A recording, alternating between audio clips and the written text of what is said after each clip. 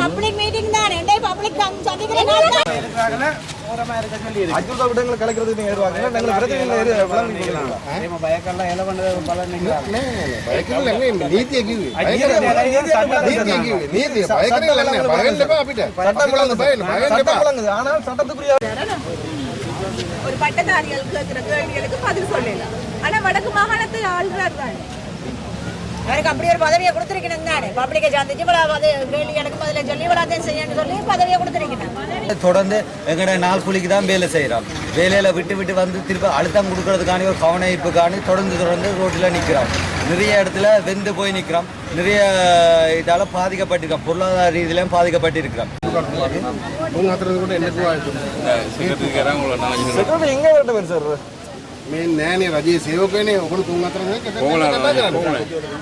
உங்களோட கோரிக்கையை தர சொல்லி கேட்டிருக்கிறார். அதே நேரம் இந்த பட்டதாரிகள் நியமனம் என்பது வேண்டாம் வேண்டாம் வேண்டாம் வேண்டாம்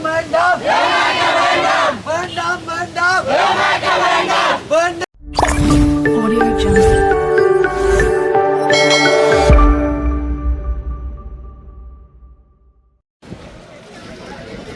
வந்து வடமாகாண ஆளுநருக்கு முன்னால் வந்து இந்த போராட்டக்காரர் சொன்ன பட்டதாரிகள் நிற்கினேன்.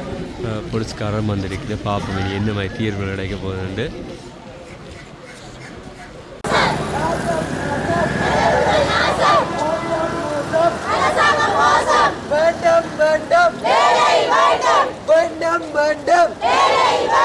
மோசம் மோசம் நாசம் வேண்டும் வேண்டும் மோசம் மோசம் மோசம் மோசம் நாசம் நாசம் மோசம் மோசம்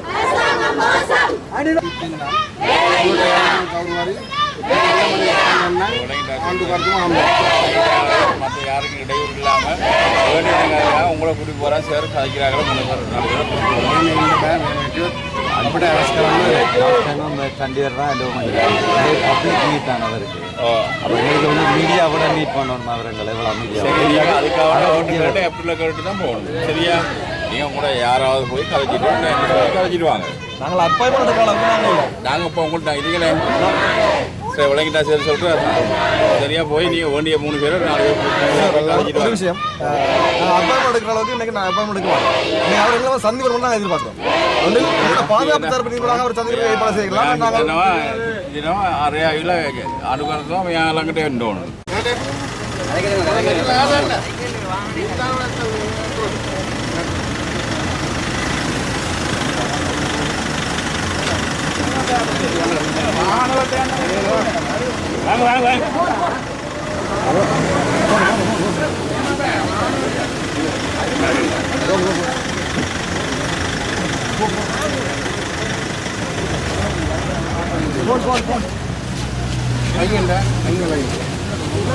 எல்லாரும் பாதுகாப்பு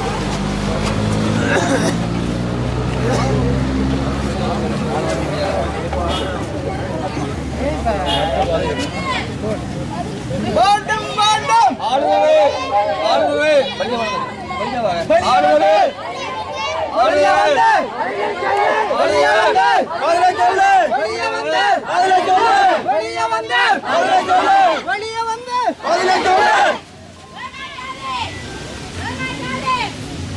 ஏமாற்றாதே ஏமாற்றாதே பட்டதாரிகளை ஏமாற்றாதே ஏமாற்றாதே ஏமாற்றாதே பட்டதாரிகளை ஏமாற்றாதே ஏமாற்றாதே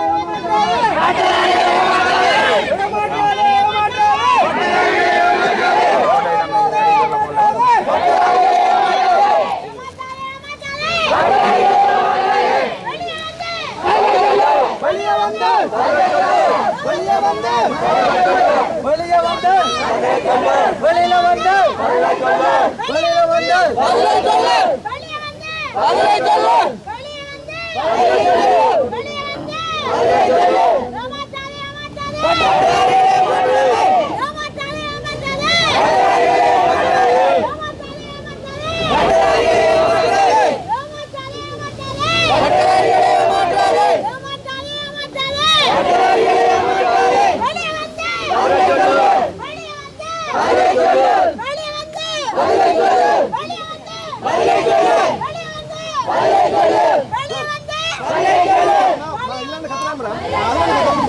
நீங்க என்ன நினைக்கிறீங்க? அது கேட்கும் சார். நல்ல கஷ்டம் கேட்கும். நீங்கள் கொஞ்சம் புரிஞ்சு கொள்ளுங்க சார். நாங்க இதுல நிக்கிறதே மேடம். சார் எங்க ரோட்டுக்கு போங்க.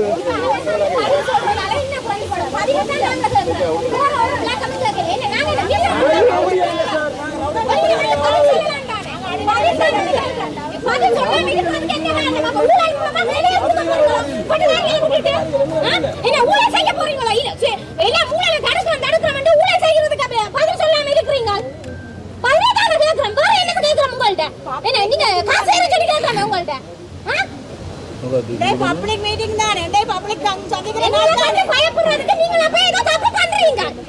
எங்களோட கதைக்க வராததுக்கு நீங்க என்ன தப்பு பண்றீங்களோ இல்லையே, பலமையா வந்து கதைக்கிற மாதிரி கதைச்சிட்டு போங்க. சார் நாங்க உள்ள போறதுக்கு இருக்கோம் சார். சொல்லிருக்காருன்னு சொன்னா நாங்கள் எவ்வளவு தூரம் இதுல கத்திராலும் பரவாயில்லையா, அவையில அங்க வரமாட்டோம்ன்ற மாதிரி அவை சொல்லிவிட்டு போயிருக்கோம். அப்ப அந்த அளவுக்கு எங்களோட அரசு உத்தியோகஸ்தர்களுக்கு அரசு உயர் அதிகாரிகளுக்கு பாதுகாப்பு வழங்குறதுக்கு எங்களுடைய போலீஸ் அதிகாரி நிற்கணும். எங்களை வந்து கீழ்மட்டமாக தரங்குறைவான இடத்துல வந்து வச்சிருக்கணும்னு சொல்றது இந்த நாட்டினுடைய சட்டம் வந்து எல்லாருக்குமே பட்டதாரிகளான பொதுவாக இருக்கு. விளங்குதா? இப்போ எல்லா பட்டதாரியும் விளங்கிக் கொள்ளணும். இப்போ இந்த இடத்துல நாங்கள் என்ன முடிவெடுக்கணும்? ஒன்று நாங்கள் உள்ள போகணும். உள்ள போறதா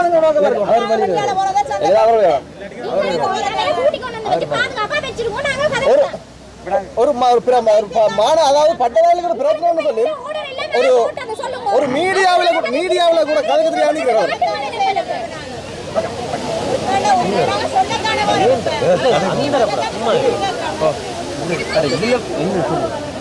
இது இப்ப வந்து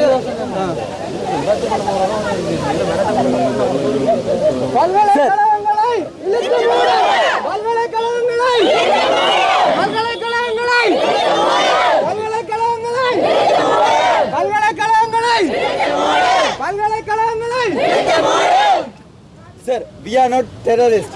We are haven't any instrument of weapons. We are educated, degree holders. அவர் மீடியாவில் இதே இடத்துல சொன்னாலும் எங்களை பதில் தந்தா காரணம் தானே, அந்த பதில் ஒரு பதிலுக்காக தானே வெயிட் பண்ணுறோம். ஏன் நீங்களும் அண்டர்ஸ்டாண்ட் பண்ணுறீங்களா? இல்லை, எல்லா குடும்பத்திலும் இதுக்கு தானே ஒரு பேனை பிடிக்கிற ஒரு கை உண்டு. எங்கட வெளியே உங்களுக்கு புரியுது இல்லை?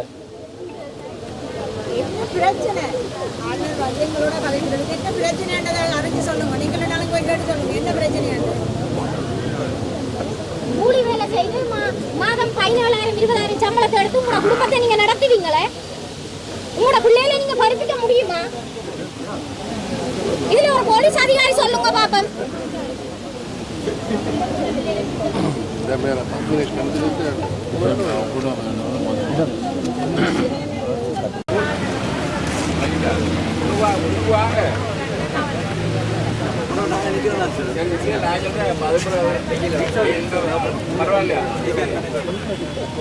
சரி, எல்லா இலவசமே ஆனவுல இருந்து பட்டதாரி மாதிரி அழகா வரலாம் இந்த பாட்டி 30,000 போகக்கூடாது.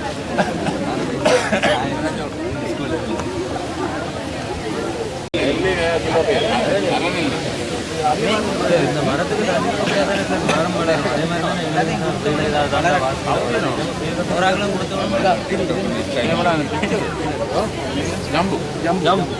என்ன ஜம்புகிறது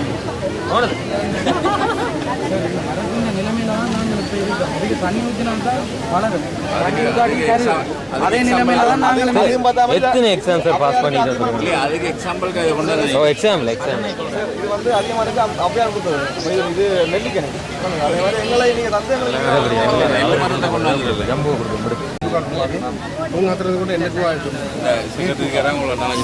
எங்க வரட்டும் சார் मैं नैने रजे सेवक ने ओकन तुंगातर ने என்ன மங்க மெத்தட் நம்ம கேட் டெக் தான் இன்னும் போய் கதை நீங்க போகணும் அவட்ட போய் கதை என்னன்னு சொல்லுங்க. கவர்னர் வர்றாரு, செக்ரட்டரி சரி செக்ரட்டரி அவர்கிட்ட வந்திருக்கிறான் வரட்டாங்க. செக்ரட்டரி சரி அவர் தானே மீடியாவோட போய் செக்ரட்டரியா மீட் பண்ணுவோம். நீங்க முடியா கூட்டு போங்க. அதெல்லாம்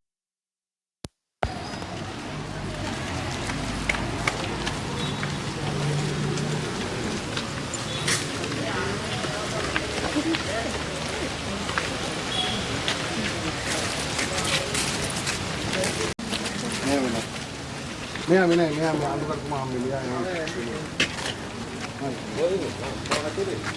हाँ मुंबई से मैं उन्हें खाता करना अरे वो को खाता करना तक गले से मारते थे சரி ஓகே நீங்க ஆல்ரெடி செக்ரட்டரியா இருக்கீங்க நீங்க எங்களுக்கு இங்க இதுக்கு நாங்க அவ்வளவு தூரத்துக்கு வந்தோம் செக்ரட்டரியா இருந்தாலும் எங்களை பார்க்க நீங்க வரது அவர் வந்தவர் நீங்களாவது வரல தானே நீங்க உங்களை சந்திக்க சேரக்கு நீங்க சந்திக்கத்தானே வந்து சந்திக்க வந்திருக்கோம் சார் ஆனால் சந்திக்கிறதுக்கு எங்களுக்கு சந்திக்கப்படுவீங்கன்னா ஓகே சந்திக்கிறோம் நாங்கள் நீங்க வாங்க இல்ல, நாங்கள் வந்து கனதரமாக சந்திச்சிருக்கோம் ஆனால் இப்ப வந்து நாங்கள் நிற்கிற இடத்துல வந்து இப்ப அரசாங்கத்தில் நிலவரம் என்ன சரியா வர்றது எங்களுக்கு வடமான ரீதியாக இருக்கிற வேலை இல்லா குறையாவது எப்படி நிவர்த்தி செய்யலாம் என்று சொல்ற பொறுமுறை எப்படி உருவாக்கப்படும் என்று சொல்ற விஷயங்களையும் அவர் எங்களுக்கு சொல்லணும் அதுக்காக வந்து அவர் நேரம் வந்து எங்களுக்கு மீடியாவில் தான் கதைக்கணும் நீங்க வந்து வந்திருக்கீங்களா அதே மாதிரி அவர் மீடியா வந்து கதைச்சு எங்களை சமூகங்களுக்கும் எங்கள் சார்ந்த பிரச்சனைகளாவது தெளிவுபடுத்தணும் என்ற தேவைப்படவிட்டே இருக்கு அப்ப ஆகவே அவர் இங்க வந்து எங்களோட கதைக்கணும் மீடியா முன்னால கதைக்கணும்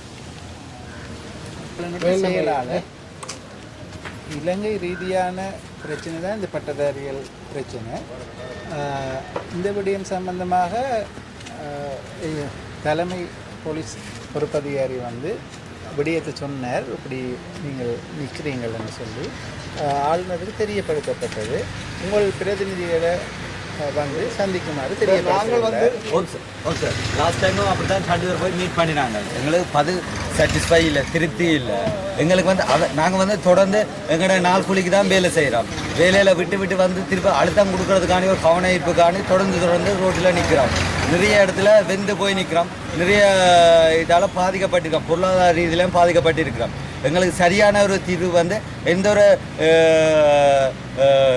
எம்பி ஊடாக பாராளுமன்ற அமைச்சர் ஊடாகவோ சரி எப்படியோ சரி எங்களுக்கான ஒரு நிரந்தர தீர்வு, நியாயமான தீர்வு கூடிய சீக்கிரம் வேணும். எங்களுக்கு எப்போ நியமனம் கிடைக்கும், எத்தனை பேருக்கு கிடைக்கும்ன்றது தான் எங்களுடைய கேள்வி. இதுக்கு பதில் தெரிஞ்சால் நாங்கள் சைலண்டாகவே போவோம். ஆளுநர் வந்து இப்போ எங்களுக்கு வந்து இன்றைக்கு பப்ளிக் மீட் தானே, பப்ளிக் மீட்டில் நாங்கள் 2 பேராக வந்து மீட் பண்ணணுமென்று சொல்கிறது என்ன விஷயமானு தெரியலை சார். இப்போ நாங்கள் எல்லாருமே வந்து மீட் பண்ணலாம். இப்போ ஒன்று அவர் வந்து இதே இடத்துல வந்து நின்றா கூட நாங்கள் எல்லாருக்கும் பொதுவாக ஒரே ஒரு அறிக்கை, மீடியாவுக்கு முன்னால் ஒரு பதில் அண்டைக்கு எங்களுக்கு சொன்ன பதிலை அப்படியே சொன்னால் போதும். நாங்கள் உங்களோட கோரிக்கையை தர சொல்லி கேட்டிருக்கிறார். அதே நேரம் இந்த பட்டதாரிகள் நியமனம் என்பது மத்திய அரசாங்கத்தினதும் இது ஒரு பெரிய கொள்கை அடிப்படையிலான வேலை திட்டம். கௌரவ ஆளுநர் எந்த தீர்மானமும் இதில் எடுக்க முடியாது. எனினும் நீங்கள் உங்களுடைய விடயத்தை ஜனாதிபதியிடமோ அல்லது உரிய அமைச்சர்களிடம் தெரியப்படுத்தினால், விரும்பினால் கௌரவ ஆளுநர் அதை முன்னிலைப்படுத்துவார். நாங்கள் ஆல்ரெடி 800 பேர் 1-2 சார் 800 லெட்டர்ஸ் கொடுத்துட்டோம் பிரசிடென்ட் ஆஃபீஸுக்கு. சரியா, 800 லெட்டர்ஸ் ரிக்வெஸ்ட் பண்ணிட்டோம் பிரசிடென்ட் ஆஃபீஸுக்கு. சேம் பிரைம் மினிஸ்டருக்கும் அதே மாதிரி கொடுத்துட்டோம். இதே ஆஃபீஸில் போன அரசாங்கத்திலேருந்து இந்த அரசாங்கம் வரைக்கும் நிறைய தடவை வந்துட்டோம். ஆனால் எங்களுக்கு எந்த ஒரு முடிவும் இல்லை. கடந்த அரசாங்கத்தில் வந்து கடந்த முன்னாள் ஆளுநர் அந்த அம்மா சொல்லியிருந்தாங்க கிட்டத்தட்ட 3000 வேகன்சி கிட்ட ஃபில் பண்ணுறதுக்கு இருக்குன்னு சொல்லி. மாறினது ஆட்சி அரசாங்கம் தான். அப்போ அந்த வேலைவாய்ப்பு கட்டாயம் இருக்கத்தானே வேணும். அந்த வேலைவாய்ப்பு இப்போ என்ன மறைக்கப்பட்டுள்ளதா இல்லை அது மறந்து போய் விடப்பட்டு இருக்கா? இப்போ நான் இதுக்கு மேலதிகமாக இந்த விடயத்தில் நான் ஒன்றும் கதைக்க முடியாது. நீங்கள் ஆளுநரை சந்திக்க விரும்புகிற பிரதிநிதிகள் இருந்தால் நாங்கள் ஆளுநரை சந்திக்க விரும்புகிறோம். நாங்கள் எல்லாரும் தான் விரும்புகிறோம் ஆளுநர் சந்திக்கிறது. தனிப்பட்ட ரீதியில் ஒரு தரம் இல்லை. எல்லாரும் மன்னார்ல இருந்து கிளிநொச்சியில இருந்து வவுனியாவில இருந்து 2 மணி நேரம் 3 மணி நேரம் பஸ் டிராவல் பண்ணி வந்து நிற்கிறோம். எல்லாரும் வேலையை விட்டுட்டு வந்து நிற்கிறாங்க. ஒவ்வொரு நாளும் நாள் கூலிக்கு தான் வேலை செய்யும். எல்லாருக்குமான ஒரு திருப்தியான ஒரு பதில். நீங்க முடியாதுன்னு சொன்னா முடியாதுன்ற பதிலோடய நாங்கள் கலைஞ்சு போவோம். ஆளுநர் தீர்மானத்தை நான் சொல்லலாது. அதுக்கு தான் நாங்கள் ஆளுநரை கேட்கிறோம். ஆளுநர் தீர்மானம் நீங்க வந்து சந்திக்கிற என்றால் நாங்கள் சந்திக்கிறதுக்கு ரெடி. இவ்வளோ பேர் மேலே பண்றதுக்கு நீங்க ரெடியா? நான் அந்த தீர்மானத்தை எடுக்கலாது தானே. அப்ப நான் உங்களுக்கு நாங்க ரிக்வெஸ்டா வைக்கிறோம் சார். உங்களை பிரதிநிதிகள் இருந்தால் மகஜரேதம் இருந்தால் வாங்க. அதுதான் சொன்னேன். இது வந்து கௌரவ ஆளுநர் மட்டத்துல தீர்மானிக்கின்ற விடயம் இல்ல. இது தேசிய மட்ட பிரச்சனை எங்களுக்கு தெரியும் சார். கட்டாயம் இது அரசாங்கத்தினோட தேசிய மட்ட பிரச்சனை எங்களுக்கு தெரியும். அப்ப இந்த பிரச்சனை தெரிஞ்சு கொண்டு நாங்கள் வந்து நிக்கிறோம்னு சொன்னா அதுக்கு என்ன காரணம்னு சொன்னா இவ்வளவு நாளும் நாங்கள் எடுத்த முயற்சி எல்லாமே வீணா போய் கொண்டிருக்கு. அப்போ அது உங்களுக்கு தெரியப்படுத்தணும். நாங்கள் தெரியப்படுத்துகிற விதத்தில் நாங்கள் உங்களுக்கு தெரியப்படுத்தியும் என்ன உங்களுக்கான தீர்வு அல்ல அது தொடர்பான என்ன பொறிமுறை நீங்கள் ஏற்படுத்தலைன்றது எங்களுக்கு ஒரு கேள்வி. அப்போ அந்த பொறிமுறையை உருவாக்கினீங்களா இருந்தாலும் கூட நாங்கள் இப்போ திருப்திகரமாக நாங்கள் வேலையை இல்லை நாங்கள் எங்களை பிரச்சனை நாங்கள் பார்த்து வந்துக்கலாம். அப்போ அந்த பொறிமுறையாவது நீங்கள் உருவாக்குறீங்களா எங்களுக்கு கேள்வி. இப்போ எங்களுக்கு நாங்கள் ஆல்ரெடி ஃபர்ஸ்ட் டைம் இந்த புதுசாக கவர்னர் பதவியேற்ற பிறகு எங்களோட ரிக்வெஸ்ட் ப்ரப்போசல் ஒன்று கொடுத்துனாங்க. கொடுத்துட்டு சன்னாந்தட விரைக்க வந்து ஆல்ரெடி தந்த ரெக்கார்ட் இருந்ததை சார் எடுத்து பார்த்து எங்கள்கிட்ட இதை பற்றி அக்கறை எடுத்தவர் சார் ஜெனுவினாக இருக்கிறார். அதை நாங்கள் அண்டர்ஸ்டாண்ட் பண்ணுறோம். ஆனால் எங்களுக்கு முடிவு தான் தேவை. சார் சன்னாந்தடையும் அந்த பழைய ரெக்கார்டை எடுத்து வச்சுட்டு தான் எங்களை மீட் பண்ணினவர். அதை நாங்கள் அக்செப்ட் பண்ணுறோம், அண்டர்ஸ்டாண்ட் பண்ணுறோம். ரைட். அப்போ சார் எங்களை பற்றி கவனிக்கிறார். ஆனால் அதுக்கான எஃபோர்ட் வந்து எங்களுக்கு கூடிய விரைவில் வேணுமென்றதை நேரம் 40 வயசை தாண்டியும் இருக்கிறாங்க. கிழக்கு மாகாணம் மற்ற ஏனைய மாகாணங்களில் இருக்கிற ஆளுநர்கள் வந்து அதுக்கேற்ற பொறுமுறை என்று உருவாக்கி கொண்டு இருக்கிறாங்க. பட்டதாரிகள் டேட்டாஸ் எல்லாம் கலெக்ட் பண்ணுறாங்க. ஆனால் வடமான ரீதியாக அது கலெக்ட் பண்ணப்படையிலேயே என்ற ஒரு கேள்வி எங்கிட்ட இருக்குது. அது தொடர்பிலாக உங்களோட கேள்வி இருக்கிறோம். நீங்கள் என்ன செய்கிறீங்க, எங்களுக்கு என்ன அது தொடர்பில் என்ன செய்ய போகிறீங்க? இயலாது. Okay sir, it's okay, not bad sir. එනෝන කියන්න පුළුවන්. අන්න කරතුමා මෙතෙන්ට එන්නේ නැහැ. හරි. ஓகே. හරි. யா, ඔයගොල්ලන්ට සම්බන්ධයක්. சார் அப்படி இல்லைன்னு சொன்னா இதில் இருப்போம் சார். சார் நான் இல்லை இதில் இருக்கிறோம் சார். நீங்கள் அவர் ஆளுநர் வரமாட்டோம், நாங்கள் ஏனோ ரோட்டை முடக்கிறோம் சார். அப்படி அங்கே போலீஸ் பிடிச்சோட போனால் கூட நீங்கள் அதுக்கு பொறுப்புக்கு வேணும். சரியா சார்? பரவாயில்லை, உங்களோட விருப்பம். அதான் எங்களுக்கு பரவாயில்ல. உங்களுக்கு அதான் நீங்கள் அரசாங்கத்தில் இருக்கிற எல்லாருமே நீங்கள் பரவாயில்ல இடத்துக்கு விட்டு போனீங்கன்னு சொன்னால் நாங்கள் ஜெயிலுக்கு போகணும்னு எதிர்பார்த்துருக்கீங்க எல்லாரும் பேர்.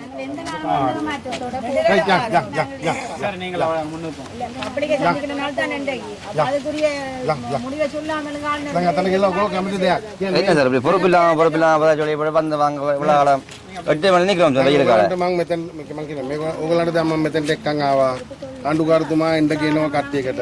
එනවා නම් එක්කන් එනවා. ආණ්ඩුකාරතුමා මෙතෙන්ට එන්නේ නැහැ. මෙතන පාරවල් බ්ලොක් කරොත් වාහන වලට හිංසා වුණොත් මේ යන මිනිසුන්ට කරදර වුණොත් මම ඔයගොල්ලන්ව අත්තරකට ගන්න සිද්ධ වෙනවා. ඒක නිසා සෝඳෝ මේ වැඩේ කරගන්න මේ ඒගොල්ලෝ කැමති හම්බෙන්නේ ඒකද ඔයගොල්ලෝ හම්බෙන්න උත්සාහ කරනවා. உங்களை நாங்கள் அழைச்சி வந்து நாங்கள் பிரதான ஆக்கள் வந்து சந்திக்கிறேன்னு சொன்னால் சந்திக்கலாம். இல்லைன்னு சொன்னால் நீங்கள் சார் இது சார் நாங்கள் புத்திசாலித்தனமாக நாங்கள் நகர்ந்து கலந்துட்டோம் சார். இப்போ வந்து நாங்கள் எதுவுமே அவர் என்ன தீர்மானம் இல்லை சார்.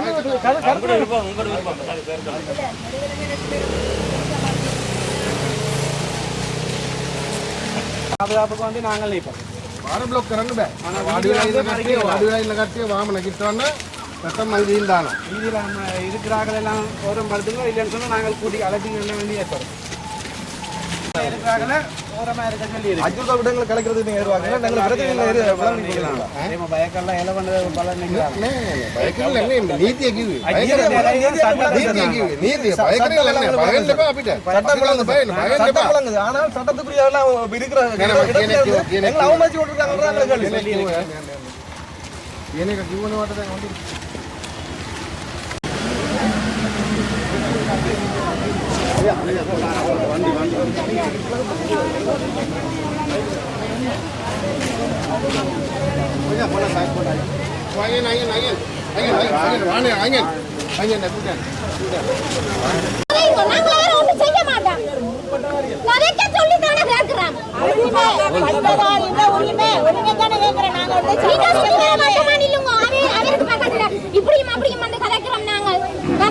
சொல்லி கேட்கிறோம்.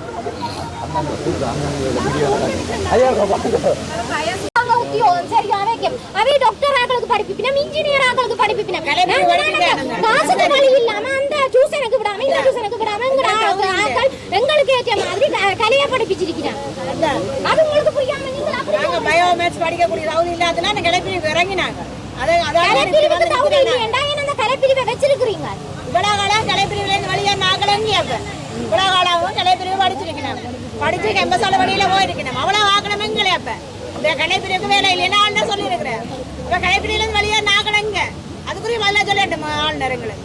கலைப்பிரிவுல படிக்கிற ஒரு ஆசிரியர் இளைஞர் கையில சொல்றீங்க ஒவ்வொரு ஆக்கள் அந்த இளைஞர்கள் இந்த கையில கொடுத்தவன் நல்ல ஒரு வேலையில நாங்கள் எங்களோட தகுதிக்கு ஏற்ற மாதிரி நாங்கள் திறம்பட செஞ்சு காட்டுறோம். நீங்க பாருங்கள் இல்லைங்க ஒரு வேலை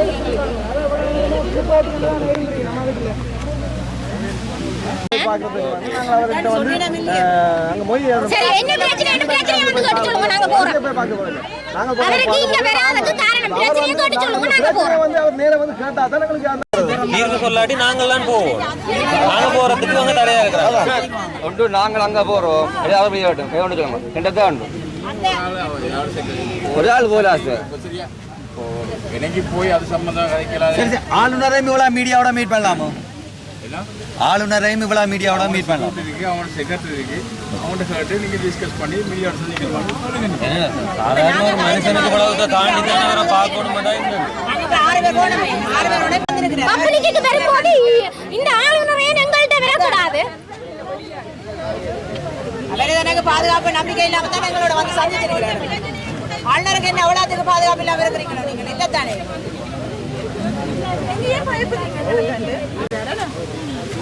ஒரு பட்டதாரிகள் கேட்கிற கேள்விகளுக்கு பதில் சொல்லலாம். ஆனா வடக்கு மாகாணத்தை ஆள்றார் தானே. அவருக்கு அப்படி ஒரு பதவியை கொடுத்திருக்கணும் தானே. பப்ளிக்கை சந்திச்சு கேள்வி எனக்கு பதில சொல்லி இவ்வளவு செய்யணும்னு சொல்லி பதவியை கொடுத்திருக்கணும். அப்ப அதுக்கு ஏன் பதவி வேலை பதவி கொடுத்தாக்கா இன்றைக்கு எத்தனை நாளா நீங்க உள்ளுக்குள்ள போயிட்டு வரனாங்க. பதவி கொடுத்தும் பிரியோசனம் இல்லையே. எங்கட குறைய கேட்கறதுக்கு தான் அவர் அங்க வச்சிருக்குது. சரியா எங்கட குறைய கேட்கறதுக்கு தான் நாம இதே செக்ரட்டரியா இருந்தானே யாரா இருந்தானே இங்க காவலுக்கு போலீஸ்காரங்க ஒவ்வொரு வீட்லயும் ஒவ்வொரு பிள்ளைகள் இருக்கு. அதுகளும் நாளைக்கு இதே நிலைமை தான் வேற போகுது. அதுகளை யோசிச்சு கொண்டு எங்கட கருத்தை கேளுங்க. ஆனா எங்கட கருத்தை கூட கேட்க இல்லாத ஆளுநரா இங்க இருக்கு. செக்ரட்டரியில போயிட்ட பிள்ளைகள் இருக்கு தானே. அவരുടെ பிள்ளைகள் என்ன செய்ய போகுது? நாளைக்கு இப்படி தான் வந்து நிக்க போகுது. அந்த துணிவில தான் கிளம்பி வேண்டாம் அப்படி கேவல மனைக்கு நமக்கு அதான் பிரச்சனை.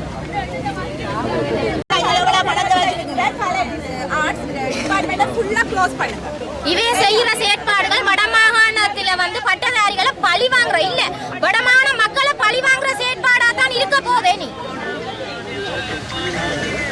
திட்டமிட்டு பழி வாங்கினோம் என்றால் நாங்கள் சொல்லுவோம். ஊழல் சம்பந்தமா ஏதாவது நடக்க போதோ ஏன் ஆளுநர் வழியில வரவில்லை? மீடியாவையும் கூட்டிக் கொண்டு போக அனுமதிக்கணும் இல்ல. அப்ப மீடியாவில் ஏதாவது கதைகள் கசிஞ்சிருமன்றதுக்காக அப்படி செய்யறாரோ? தனிநபர்கள் வந்து சொல்றத நாளைக்கு இல்ல நாங்கள் சொல்லலைன்னு சொல்லலாம் தானே. ஆதாரபூர்வம் ஒன்று இருந்தா தானே அவைக்கு பிரச்சனை. அதனாலதான் மீடியாவை உள்ளுக்கு கூட்டிக் கொண்டு போக விடுவினம் இல்ல.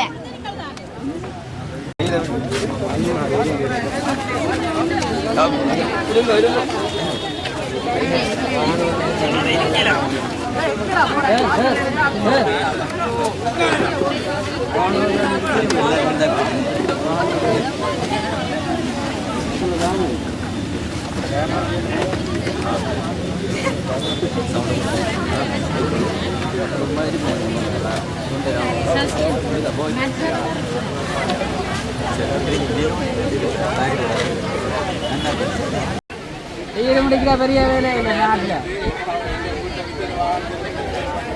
உங்களோட வீடுகள் இருந்ததை விற்கிறது ஒரு மண்ணு ஒன்றுமே இல்லை விற்கிறது.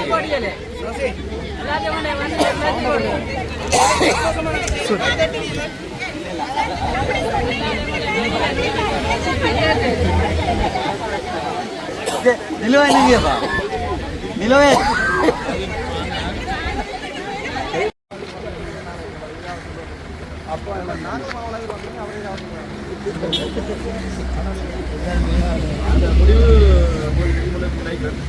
ஆனால் வடமாகாண ரீதியாக 3500 பட்டதாரிகள் வேலை வாய்ப்பு இருக்குன்னு சொல்லுவார். ஆனால் அது என்ன வேலை வாய்ப்புன்னு உங்களுக்கு சொல்லுவார். என்ன வேலை வாய்ப்பு இருக்குன்றதை சொல்லல. பெரும்பாலும் அந்த வேலை வாய்ப்பு சம்பந்தமாக அவர் தெளிவான கருத்து கூட சொல்லுவார். அவர் எங்களை நான் இது வந்து இலங்கையில் இருக்கிற முழு பிரச்சனை, முழு பட்டதாரிங்கிற பிரச்சனை. எல்லா பட்டதாரிகளுக்குமே பிரச்சனை வடமாகாண ரீதியாக நான் பார்க்கணுன்ற விஷயம் எங்களுக்கு தெளிவுறுத்துகிறோம். நாங்கள் கேட்டது எப்படி இருந்துச்சுன்னா வடமாகாண ரீதியாக எங்களுக்கு ஏதோ ஒரு பொறுமுறையை உருவாக்கணும். அதாவது நாங்கள் இளைஞர்களாக இருக்கிறோம். இளைஞர்களுக்கு அடுத்த ஒரு தலைமுறைக்கு நாங்கள் போகிறதுக்கு அடுத்த தலைமுறை உருவாக்குறதுக்கு கூட எங்கள்கிட்ட எந்தவித வருமானமோ எதுவுமே இல்லாமல் நிலையில் நாங்கள் நடத்துகிறோம். வந்த நிலையில் வடமாகாண ஆளுநர் புதுசாக தெரிவிக்கப்பட்ட நீங்கள் உங்களுடைய ஆளுமைக்கு என்ன வகையில் ஒரு புதிய பொறுமுறையை உருவாக்கி வடமாகாணத்தில் எவ்வாறான வேலைகளை உருவாக்கலாம், எவ்வாறான வேலைகள் இங்கே இருக்கு, அந்த வேலைகளுக்கு எத்தனை பட்டதாரிகளுக்கான வேலைகள் கொடுக்கலாம்னு சொல்ற வினாக்களை நாங்கள் தொகுத்து நாங்கள் அவரோட காட்டினாங்க. அவர் அதுக்கும் கூட எந்தவித பதிலும் கூட எங்களுக்கு வாங்கல. அந்த பதில வழங்கல சொல்றது மேலே எங்களுக்கு மனவேதனை அளிக்காதுன்னு சொல்ற விஷயத்தை நாங்கள் சொல்றோம். நீங்கள் சொல்ற விஷயம் கூட எங்களுக்கு மனவேதனை அளிக்குது, எங்களை மன ஆறுதலுக்காக ஆறுதல் அடையணும்னு சொன்னால் கூட நீங்கள் ஒரு விஷயத்தை சொல்லுங்க. இப்படி நாங்கள் பட்டதாரிகளுக்கான டேட்டாஸை கலெக்ட் பண்றோம், அல்ல ஒரு பொறுமையை உருவாக்குறோம், அல்லது இந்த கால எல்லைக்குள்ள நாங்கள் ஏதோ ஒரு விஷயத்தை நாங்கள் செய்யறதுக்கான ஒரு முயற்சி எடுக்கிறோம் கூடன்ற விஷயத்தை சொல்றே இல்லை. அப்படி அவர் எந்தவித எங்களுக்கான ஏதோ ஒரு விஷயத்தை கொடுத்து எங்களை இளைஞர்களை பாதுகாப்போம் சொல்ற ஒரு அடிப்படை எண்ணம் கூட இல்லாமல் நிலையில எங்களுக்கும் அவருக்கும் இருந்த அந்த உரையாடல் வந்து வெறுமனவே ஒரு விரக்தி மிக்க உரையாடலாக முடிஞ்சிருக்கின்றது. நாங்கள் எதிர்த்து இது முற்றுமுழுதாக நடந்திருக்க விரக்தி மிக்க ஒரு உரையாடலாக முடிஞ்சிருக்கு. இதுக்கு பிறகு நாங்கள் என்ன செய்யணும், அல்ல இதுக்கு பிறகு நாங்கள் என்னத்தை மேற்கொண்டால் எங்களுக்கான ஒரு வெற்றியோ அல்லது எங்களுக்கான ஒரு வேலை வாய்ப்போ இல்லை ஏதோ ஒரு பொறுமை எங்களுக்கு எப்படி உருவாகும்ன்றதை நாங்கள் சிந்திக்க வேண்டியது படுறதுக்கு. அப்போ நாங்கள் என்ன செய்யலாம்ன்றதை நாங்கள் இருந்து யோசிப்போம், இல்லாட்டி நாங்கள் என்ன செய்யலாம்ன்றதை இருந்து கதைப்போம். சரியா? அப்போ நாங்கள் இன்றைக்கு இந்த போராட்டத்தை வந்து இவ்வளோ நேரம் நாங்கள் அதாவது யாழ்ப்பாணத்தில் ஆரம்பித்து இங்கே மட்டும் கொண்டு வந்தாங்க. உங்களுக்கு இருக்கிற அந்த விரக்தியினூடாக உங்களுடைய குழந்தைகள், உங்களுடைய வீட்டு பிரச்சனைகள், உங்களுடைய போக்குவரத்து பிரச்சனைகள் எல்லாத்தையும் தாங்கி நீங்கள் இதில் வந்திருக்கிறீங்க. அந்த விஷயத்தை கூட யாருமே எந்த உயர் அதிகாரி கூட எள்ளளவில் அதை மதிக்கிறாங்க இல்லைன்றது உங்களுக்கும் எங்களுக்கும் எல்லாருக்கும் இருக்கிற வேதனையாக இருக்கிறத நாங்கள் தெரிவித்துக் கொள்கிறோம். ஒட்டுமொத்தமாக இதை பார்த்து கொண்டிருக்கிற சமூகங்களும் எங்களை வந்து ஒரு அவமானத்துக்குரிய ஆட்களாக நீங்கள் பார்த்து கொண்டிருக்கிறீங்க என்று சொன்னால் உண்மையிலேயே நாங்கள் வந்து வேறொரு ஆட்களாக இல்லை. நாங்கள் வந்து படித்த ஒரு சமுதாயத்திலிருந்து வந்து ஒரு எங்களால் முடிஞ்ச, அதாவது நாங்கள் எல்லா காசுல தான் நாங்கள் படிக்கிறாங்க. அதாவது இலங்கை நாட்டின் மக்களுடைய வருமானத்தில் நாங்கள் படிக்கிறாங்க. இப்போ நாங்கள் படித்ததுக்கு பிறகு இலங்கை நாட்டுக்கு ஏதோ ஒரு விஷயத்தை நாங்கள் செய்யலாம், அந்த மக்களுக்கு நாங்கள் ஏதோ செய்யலாம் சொல்ற நம்பிக்கையில தான் நாங்கள் இப்போ அரசாங்க வேலைக்கு நாங்கள் கேட்டுருந்தாங்க. ஆனால் அரசாங்க வேலை மட்டும் இல்லை எங்களுக்கு முக்கியம். அந்த அரசாங்க வேலை நாட்டுக்கு கொடுக்க முடியாது என்று சொல்ற அரசாங்கம் சொன்னால் கூட அதுக்கேற்ற பொறுமையை உருவாக்கி எங்களுடைய இளைஞர்களுக்கு ஏதோ ஒரு வகையில வேலை வாய்ப்பை வழங்கி அவங்களுடைய எதிர்காலம் திறக்கிறதுக்கு ஏற்ற வகையில் ஏதோ ஒரு ஒன்றை செய்யும் கொண்டு சொல்ற விஷயத்தை நாங்கள் கேட்டு. தயவு செய்து இதை பார்க்குற சமூக ஊடகங்கள் இருக்கிற நண்பர்களாக இருந்தாலும் சரி, சமூக ஊடகங்களை பயன்படுத்துகிற யாராக இருந்தாலும் சரி, நீங்கள் வர்ணிக்கிற ஒவ்வொரு வார்த்தை கூட உண்மையிலேயே உங்களோட பிள்ளைகள் அடுத்த முறை இப்படி பட்டதாரிகள வந்து அவங்களும் இப்படி ரோட்ல இறங்கி போராடிக்கல உங்களுக்கு அப்படி வேதனை அளிக்கும். அதே மாதிரி தான் எங்கள் அம்மா அப்பாக்களும் வேதனை அளிக்கிற விஷயத்தை நீங்கள் அவதானிச்சு கொள்ளுங்க. அதே சமயம் நாங்கள் இந்த போராட்டத்தினோடு கூலி தொழிலாளர் யாருமே நாங்கள் வஞ்சிக்காம இல்லை. அதே மாதிரி எந்தவித இழிவான வேலைகள் செய்கிறார்கள் நாங்கள் யாருமே வஞ்சிக்காம இல்லை.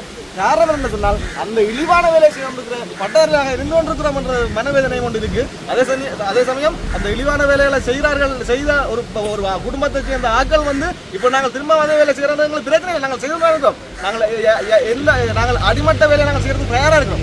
ஆனால் நாங்கள் அடிமட்ட வேலை செய்த பெற்றோருடைய பிள்ளைகளாக இருக்கிறோம் என்ற விஷயத்திலிருந்து எங்கள் அம்மா அப்பா எவ்வளோ கஷ்டப்படுறாங்கன்னு சொன்னா அவங்க படித்து தங்களை பாதுகாப்பாங்க, தங்களுடைய எதிர்காலத்தை பாதுகாப்பாங்கன்னு சொல்ற ஒரு நம்பிக்கையில் நாங்கள் படிப்பிச்சாங்க. ஆனால் இப்போ கூட அவங்க எப்படி கஷ்டப்படுறாங்கன்னு சொன்னால் தன்னோட சேர்ந்து திரும்பவும் கூலி வேலை செய்யறாங்கன்னு சொல்லிக்கல அந்த பெற்றோருக்கு எவ்வளவு வலியா இருக்கும், அந்த குடும்பத்துக்கு எவ்வளவு வலியா இருக்கும்ன்றத உண்மையிலேயே இந்த சமூக ஊடகங்களில் இருக்கிற நீங்கள் எல்லாருமே அவதானிச்சு கொள்வோம். தயவு செய்து எங்களுடைய மன வேதனைகளை நீங்கள் அவதானித்துக் கொள்ளணும். நாங்கள் உங்களையும் நாங்கள் அவதானித்துக் கொள்கிறோம். ஆனால் நாங்கள் யாருமே இந்த இழிவான வேலைகள் என்று சொல்லி ஒரு எந்த கன்செப்டையும் நாங்கள் முன்வைக்கல.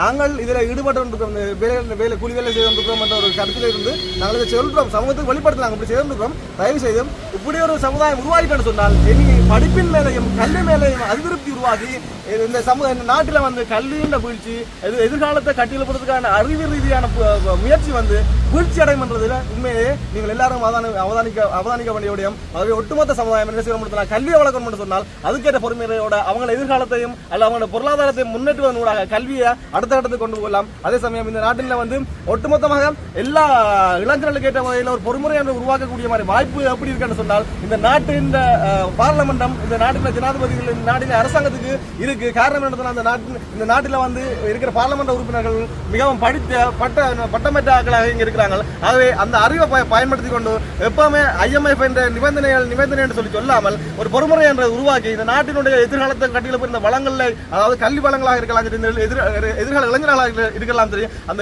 எதிர்கால இளைஞர்களை வச்சுக்கொண்டு எப்படி இந்த நாட்டை கட்டியெழுப்பலாம் என்ற ஒரு அறிவு ரீதியான செயற்பாட்டை செய்வார்களாக இருந்தால் உண்மையிலேயே ஒட்டுமொத்த இளைஞர்களும் இல்லை ஒட்டுமொத்த அறிவார்ந்த பட்டதாரிகளும் அடுத்த கட்டம் உயிர் வாழ்வதற்கு அல்லது அவங்களை எதிர்காலத்தை உயிர் வாழ வைக்கிறதுக்கு உண்மையிலேயே உதவியாக இருக்கும் என்பது நாங்கள் எங்களுடைய தார்மீக கருத்தாக இருக்கும் என்பது நாங்கள் தெரிவித்துக் கொள்கிறோம்.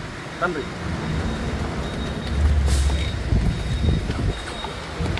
மீடியா எல்லாம்